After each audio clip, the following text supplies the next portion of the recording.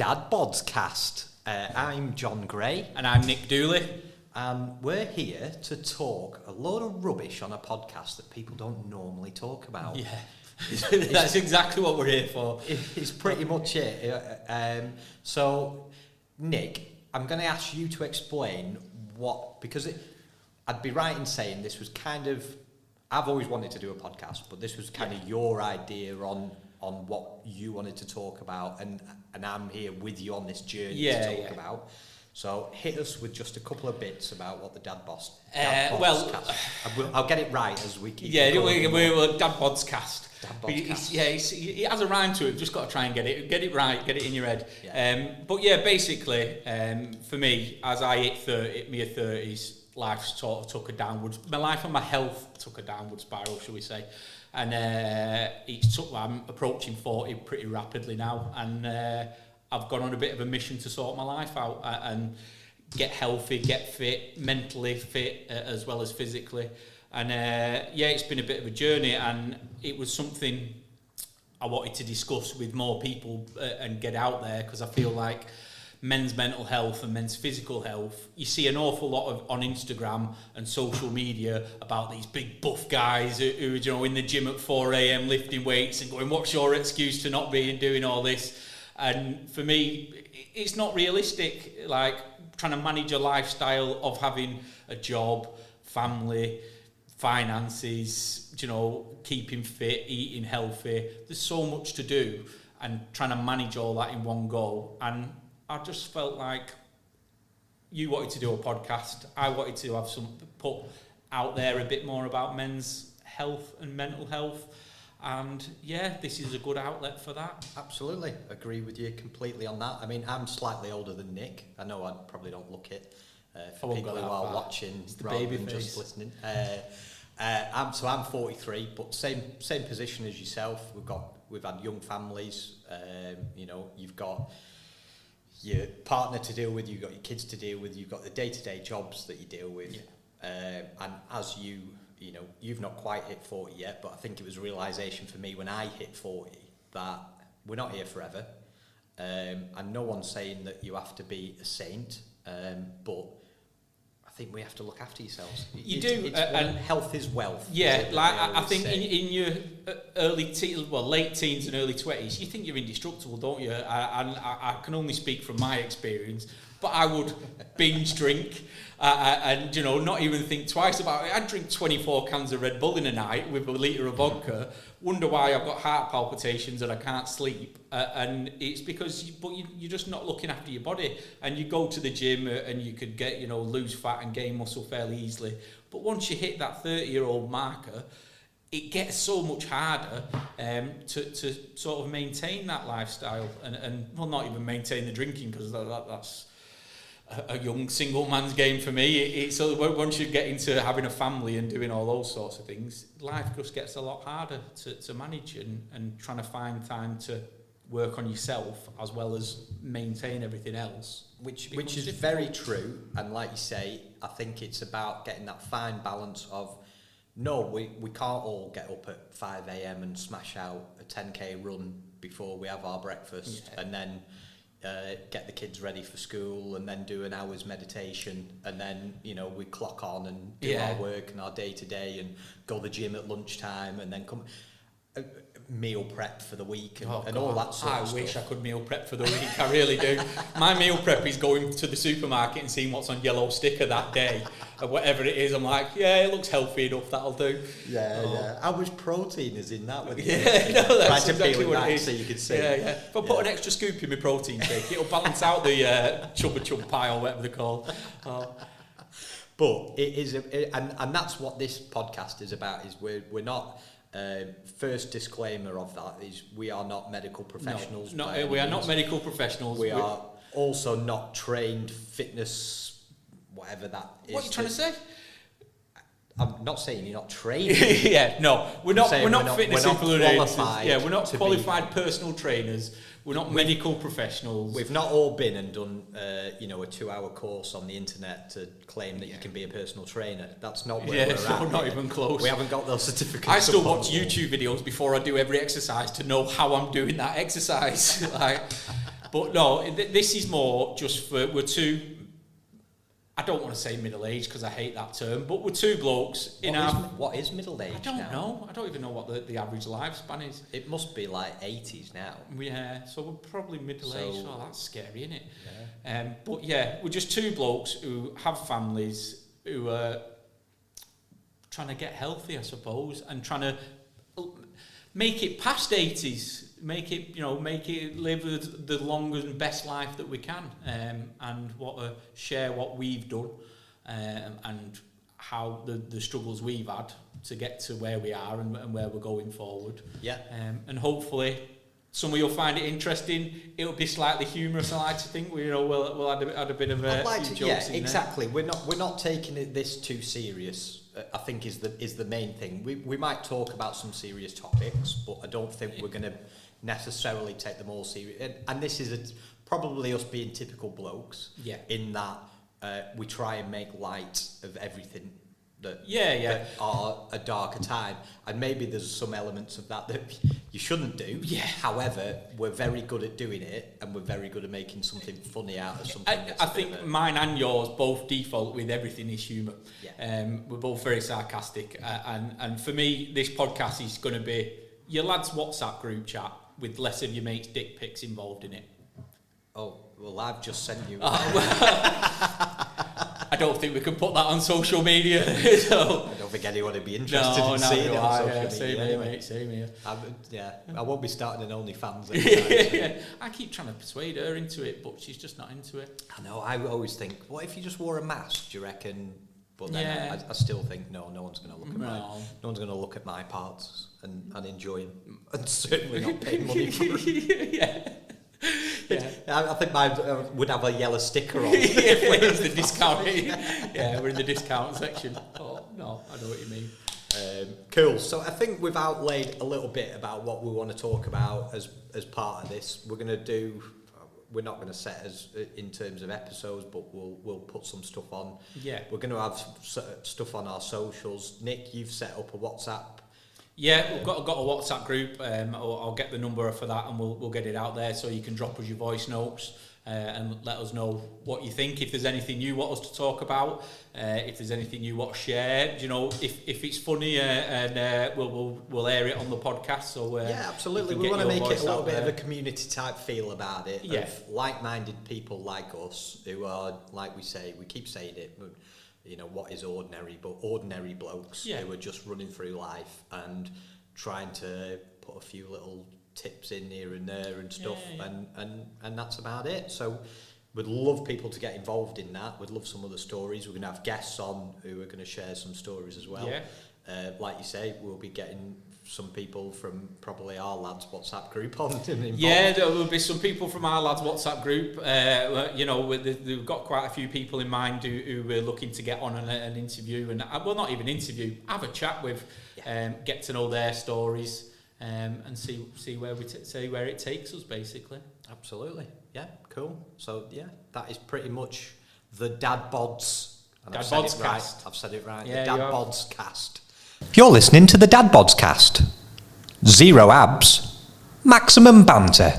I think nowadays there's so many medications out there for different things. You want to lose weight, you jump on Ozempic. Your dick don't work properly, you start taking a Viagra. Do you know, there's all these things, but they're not fixing the underlying reason as to why your body's not functioning as it should do. And all of that comes down to your hormones, and if there's an imbalance in your hormones, no matter what you do, they're all plasters. It's a temporary fix. Finding the root cause of why your body's functioning like that is what will get you right, and that's what it was for me. I found the root cause of 90% of my problems was low testosterone. You're listening to the Dadbodscast. Not ripped, just well-rounded. I think now would be the right time for us to talk about your TRT. TRT, right. So, in my 30s, I got fat. It was probably the nicest way to put it. I started gaining weight, stopped exercising, started suffering from quite bad depression, anxiety.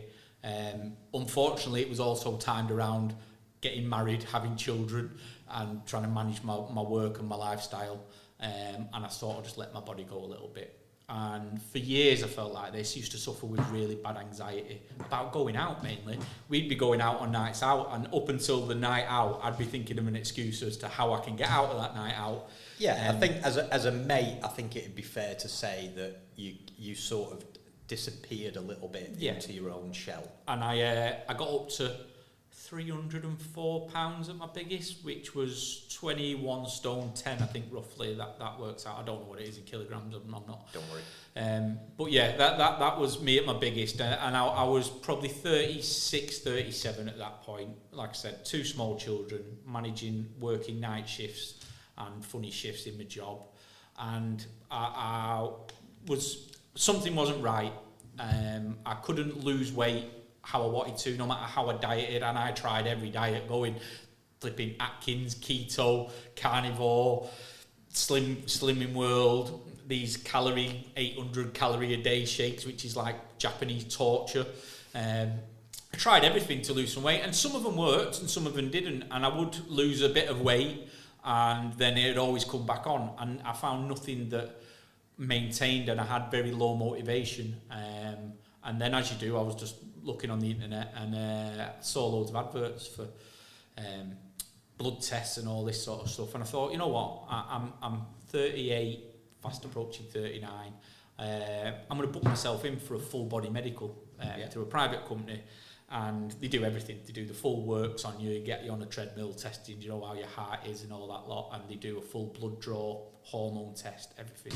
And that come back that I had very low testosterone, and my estrogen levels were quite high, which was a bit of a shock. So then I started going into the depths of doing some research on low testosterone and how it affects you. And I realised that pretty much every single thing on all these adverts for low testosterone described me down to a T. Low mood, struggle losing weight, struggle gaining muscle, dick not working how you want it to, poor libido, rubbish sleep.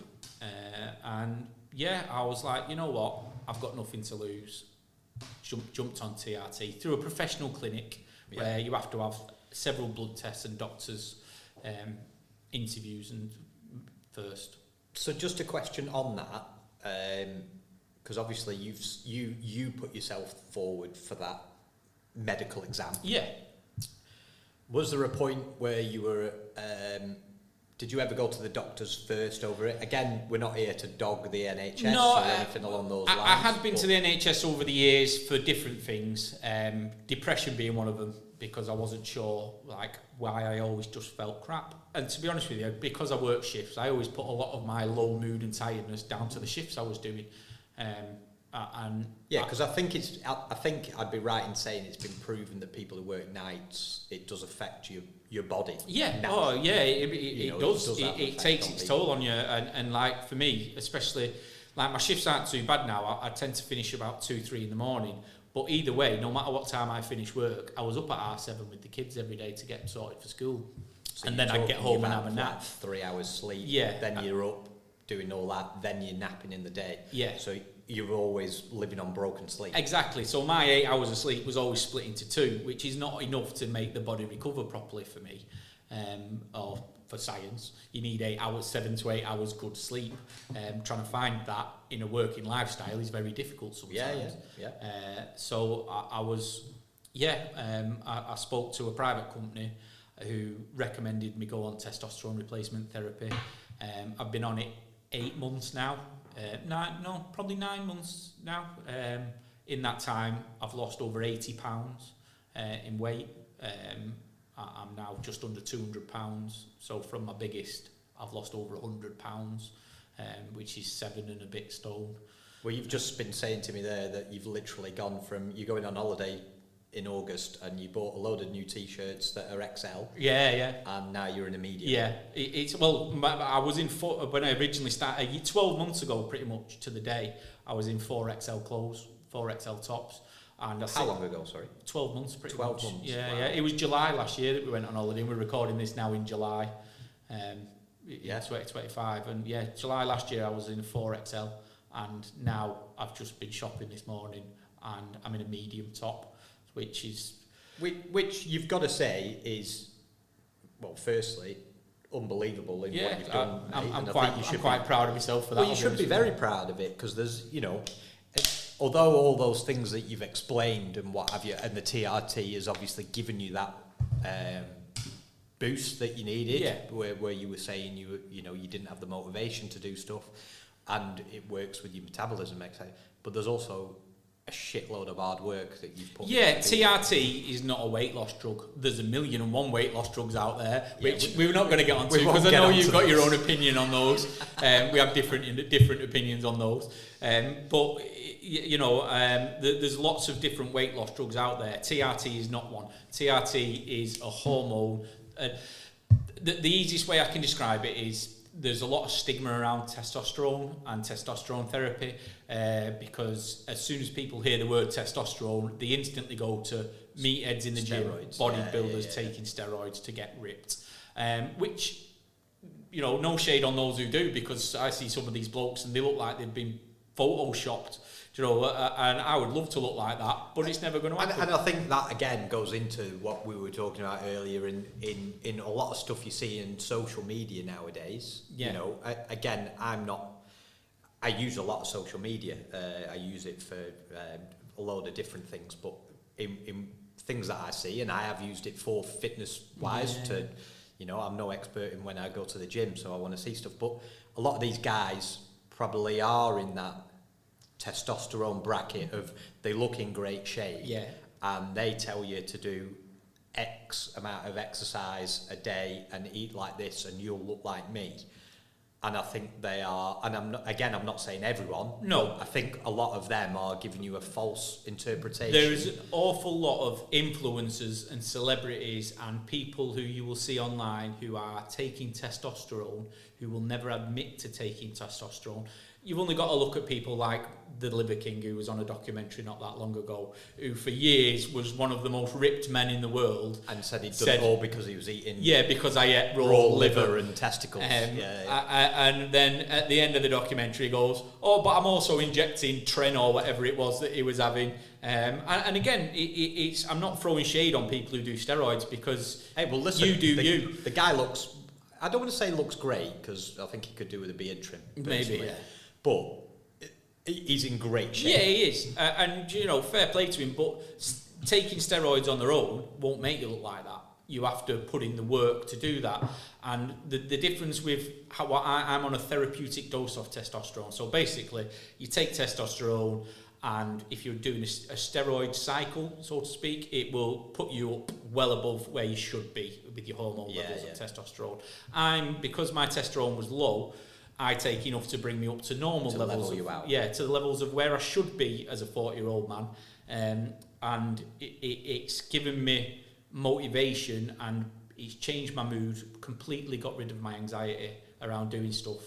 And up until about a month ago, there was nobody who knew I was doing this. Not one person, well, no, that's a lie. 4 people knew I was on a testosterone therapy, you being one of them, my wife being the other, my boss being another. And I'd not told anyone about it, and the company that I was getting it from asked me to do some work with them to help promote men's mental health and testosterone therapy. And that's sort of what's prompted me into starting social media and discussing with you about starting this podcast, because there's so many blokes out there for me who are probably suffering from low testosterone but have no idea that they are doing, and they'll put it down to life, family, work and other reasons, and then that was why I wanted to start this, to sort of raise awareness a little bit about how important it is to get your bloods tested, to find out, because it's life-changing. Well, absolutely, and I think, off the back of it, like we say about lads groups and all that, and I got tested for mine recently. We've got another friend who's recently had tests. Both our tests have come back low. Yeah. Probably not as low as what yours were, and also we are a bit older. Yeah. So it's bound to be, like you say, it's an age thing where you lose your testosterone. The thing is, especially we're blokes, aren't we? And no lad ever wants to sit there in the pub or on his WhatsApp group and go to his mates, listen, I'm fat, I'm depressed, and my dick don't work properly. It just doesn't happen. It's not something you discuss with each other, is it? And for me, it should be able to have more of a discussion. And that's what this podcast's about. It's about us getting out there. Yeah, it's all right. And we're targeting all three of them. Yeah. You know, you can be depressed. Yeah. If you're depressed, you're fat, or your dick's not working how you want it to. Your dick's not working. We want to hear from you. Yeah. Get in touch. Let us know how disappointed your wife is. You know. My wife's walking around Tesco's trying to find me and has walked past me twice because she didn't realise it was me, which actually happened the other week. I was like, we've been married 13 years and you don't recognise your own husband in Tesco's. And she should have known you'd have been by the yellow stickers. Yeah, well, exactly. That's where she should have looked. Check out Nick's Instagram. Yeah. See the before and afters, because I do think give us a follow, more importantly, because the more people who follow me, according to the algorithms, the more people will see me, and then the more people I'll reach, and the more people we can encourage to jump on the TRT train with me. I'll be waiting to drop that pun in. Oh my God, he's going to come in with a train hat on next time. Yeah, probably. You know. And we can't call you the fat controller anymore. No. What's a dad bod? I think the social media version of a dad bod is a bloke who used to be quite fit, who's had family, kids, still got good arms, good chest, but a bit of a belly to him. I think that's the traditional outfit. I think if you were to ask a woman, that's probably how they would describe someone with a dad bod. It's someone who's not in bad shape, but not in six-pack ab shape. Yeah. I'm more of a dad bod as in, I'm a dad, I've got a body, and it's in no particular shape. Because, listen, I think we all are image conscious, especially more so nowadays because of social media, etc. that we've talked about. I think we all probably look in the mirror an awful lot more than we used to. We all judge ourselves, we all see pictures of ourselves now and look at it and go, oh God, look at the belly on me there, or look at this. I want to know why in pictures, and the dude I see in a picture of me and the dude I see in the mirror are two different people. I never understand that. Yeah. I look at myself in pictures as a completely different person. I do. I'll see myself in the mirror thinking, yeah, you don't look bad today, Nick, and then someone will take a picture of me and I look like I've been slapped with a mop. Yeah. I'm just like, I don't understand. You're like, have I looked like that all day? Yeah, is this what other people see of me? I put my outfit on and I thought I looked quite good. Yeah. And then I get dressed in the dark. Someone's took a picture of me and my t-shirt looks like it doesn't actually fit me anymore. So we are all more conscious of how we look off the back of that. Should we be more conscious? Is it a good thing? Is it a bad thing? I think self-image and how you view yourself is quite an important thing. I think especially for your mental health and your confidence, if you have a poor view of yourself and how you feel like you look, it's how you project yourself to others. So I can only go off my own personal experience, and I've from being a really fat bloke to being a bloke with a dad bod. When I was fatter, I'd wear a lot more black clothing, a lot more baggier clothing, and I'd always be a lot more self-conscious about how I looked and my image and how people would perceive me. And since losing weight, I'm now, I'd say, less self-conscious about how I look, and I will happily wear tighter fitting clothing with a lot more colour in it, because as you've known me for a long time, I used to wear nothing but ridiculously neon bright pink outfits. Peacocking it was called. And I used to be the king of the peacocking. I would always wear really bright colours, and because I always had quite an outgoing personality. And as I gained weight and stuff, I sort of lost that in me. And I'm sort of getting up, much to my wife's dissatisfaction. I'm getting back to that. But yeah, I think there's too much emphasis nowadays on how you look. And I saw, and the reason I ask about is it relevant or not, and I am stealing this from another snippet of a podcast that I saw today. Stolen content.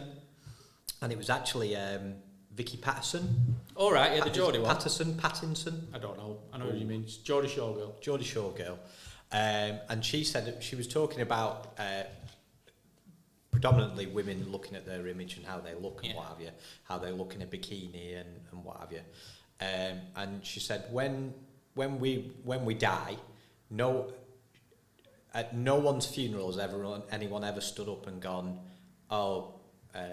we lost Vicky, God bless her. Didn't she always look great in a bikini? Yeah, yeah. Nobody's saying that. No one ever says that. So we lost Nick. What a great guy, and maintained his 6-pack into his 50s. Oh, I wish. No one ever says that. I might get that. If I do get a 6-pack, I want that on my tombstone though. Got a 6-pack in his 40s and maintained it till death. Aged 82, still had a 6-pack. Yeah. I want that on my tombstone. I don't think I'm ever going to get one unless I go to Turkey and get a tummy tuck. But if I do get a 6-pack, I want it on my tombstone that here lies Nick. So here's another thing. Yeah, and you've hit it there, Turkey. Yeah. Because we're all very self-conscious nowadays. Right. Jesus Christ, Turkey's making some living. Oh yeah. I've been having a Google it. There's a lad who I work with who went and had a gastric sleeve fitted in Turkey, and he's lost a tremendous amount of weight and stuff. So he started talking to me about it because I've lost weight as well, and that's how we got on the topic of it. And I think cosmetic surgery. Look, I don't judge. I'm a very much live and let live kind of guy. I'm like, if it makes you happy, it makes you feel better about yourself, go for it. Some of these hit jobs that I see have been done on people in Turkey, the turkey teeth. Everybody knows the turkey teeth when you see them. And some of them can be really good. Some of them can. Some of them do look like those things. Remember when you used to, on Halloween, get those vampires? Yeah, come out with... They're all right without the fangs, but they look like you've just basically got a plastic gum shield in, don't they? Yeah, again, it's each to their own. It's whatever makes you feel best about being you, is how I look at it. And if you having turkey teeth or, liposuction or a Brazilian butt lift or a boob job or like whatever, I don't even know half of the names for half of these things. If that makes you feel better about being you, go for it. If you've got the money and you're not taking food off your kid's table to make sure you've got nice teeth, crack on, son. Do what it. Hair transplants. Why are you looking at my head when you say that? Well, I'm thinking that might be a podcast in that. John goes to Turkey, comes back with a hairline. If I get it sponsored and paid for, I'll fucking go. But no, I looked into hair transplants because I went bald at 21, and it was something that I was always quite self-conscious of. My hair. I remember I used to have a barber, and he'd come round to my house once a week, and I'd have a 0 fade, so it'd go from 0 up to the top. And he was shaving my head once, and he went, Nick, I've got to be honest with you, man. It goes from 0 to 2 to 0. And I was like, this is a sign to shave my head, that. So yeah, I adopted the skinhead, and then I had a very shiny head and for years. And I was like, you know what? I'm going to look at my options. Looked at a hair transplant. Actually went to the depths of having a video conference with a bloke in Turkey who was telling me all about it. And I would have needed 3 or 4 operations to get a full head of hair. I was like, that bald. So then I was like, I'm one of these. Even if I did get hair, I'd probably shave it short anyway because it's how I don't think I could imagine you without a shaved head anyway. No. Like you say, even when you were younger, you always had short. Yeah, I always never had quite short. I've never had longer hair. In the time I've known. Yeah. Sure, you have over time, but in the time I've known. Yeah, I've got an afro. I've got a picture of me about 15 with an afro. Yeah, and I was like, you know what? I can't see myself ever having hair. So that's when I looked into the options like SMP, which is something I never heard of. Scalp micropigmentation. Did loads of research on it. Found a bloke who I trusted enough to do it. He was the right price, and I went and had it done. And instant confidence boost from having it.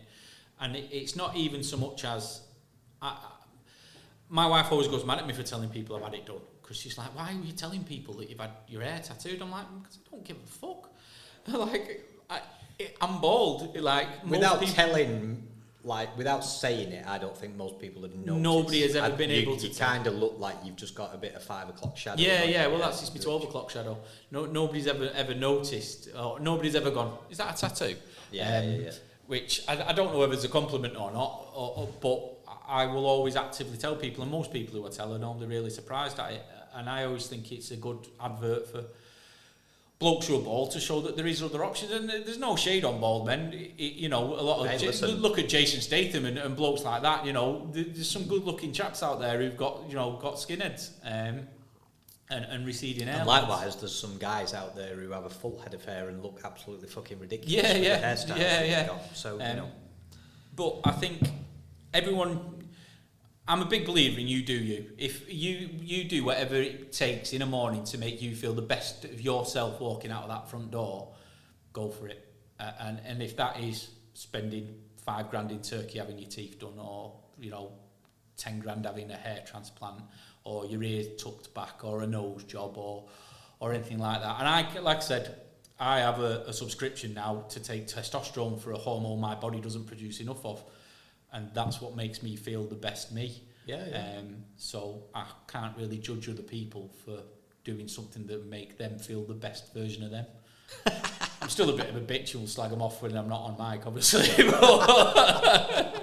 Fucking hell, look at the teeth on that. Yeah, as we're driving past them on our own and we're going, fucking state of that, walking down the road. But everyone does that. Look, if you, especially I think if you're in a relationship, you and your partner have bitching sessions, and it's a sign of a good, healthy relationship. I'm terrible for it. I shout at the telly on an awful regular basis. I think we all are. I think everybody has their own opinions, and that's what makes people brilliant. We agree on a lot of things, but we also disagree on things, and that's the sign of healthy relationships. If you're both yes men and will always have the same opinions, nobody learns anything, nobody grows from anything. I think meeting people who have disagreeing opinions to yourself is what broadens your horizons and makes you more intelligent. To be able to have a debate with someone who's of a different opinion with you and walk away still friends, that can only be good for the soul. There we go. But yeah, that again, off topic. We're good at tangents, aren't we? Yeah. Weirdly, I was rubbish at them in maths in school. I think that's a different thing. Yeah, that was the point I was making. Right. I was adding some humour into the podcast. I'm sorry. Jesus Christ. We need one of them applause signs up there, so I know. Yeah. Oh. Right. I reckon that's a good time to wrap it up. I do. We've discussed quite a lot of topics already. We've given a little bit of a flavour as to things that we have talked about, want to talk about, can talk about, want people to get involved with us to talk about. The type of shit that you're going to be coming in your ears for the next, once a week for the next several months, years to come, if we can get enough listeners. Again, check out Nick's journey on his Instagram handle, which is TRT Train Driver on Instagram. You can find us on our Instagram handle, which Nick is at Dadbodscast. Yep. So check us out on there. So thank you, Nick. Thank you, John. It's been a pleasure. We will catch up soon, mate. Yeah. And I look forward to doing this, and hopefully you look forward to listening to it as well, and hearing some more of our random tangents through your ears. Tangents through your ears? Tangent through your ears. That is a way to end a pod. Oh.